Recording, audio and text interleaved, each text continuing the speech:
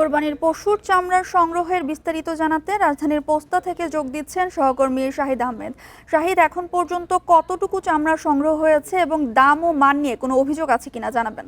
দেখুন, এই মুহূর্তে আছি রাজধানীর পোস্তায়। তবে আপনার সাথে কথা বলার আগে শুরুতে আমি দর্শকদের এই মুহূর্তের পোস্তার যে আড়তের চিত্র সেটা আমি যদি সরাসরি দেখাই তাহলে দর্শকরা আরো ভালোভাবে বুঝতে পারবে। রাজধানীর মধ্যে সবথেকে বড় এবং পুরনো বা ঐতিহ্যবাহী যেটা বলেন না কেন এই পোস্তার আড়তগুলো, যদিও এখন সেই সংখ্যাটা কিছুটা হলেও অনেক কমে গেছে। আর মূলত আমি যদি আরো নির্ধারিত সময় যদি বলেন সুনির্দিষ্টভাবে 10টা-11টার পর থেকেই রাজধানী ঢাকার বিভিন্ন এলাকা থেকে এই পোস্তার আড়তগুলোতে চামড়া আসতে শুরু করেছে। এবং তবে বেশিরভাগই কিন্তু গরুর চামড়া, খাসি বা ছাগলের চামড়াটা তুলনামূলকভাবে অনেক কম।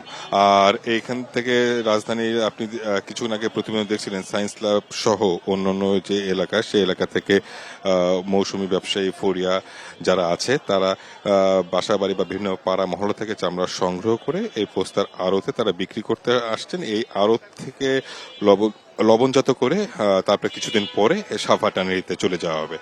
আর যদি দামের বিষয়টা বলা হয়, বরাবরের মতো এবারও কিন্তু ন্যায্য দাম না মেলার বা ন্যায্য দাম না পাওয়ার অভিযোগ করছেন মৌসুমী ব্যবসায়ী, আড়তদার, মাদ্রাসা, এতিমখানা, লিল্লা বোর্ডিং এর প্রতিনিধিরা।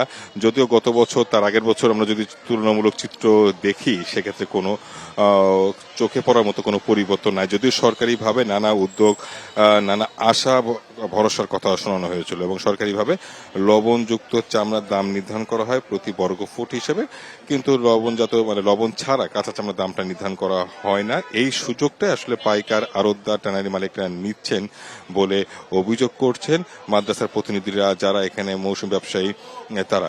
আমি যদি দামের বিষয়টা বলি, খাসির দামের আসলে তেমন কোনো দাম নেই বললে চলে খাসির চামড়ার।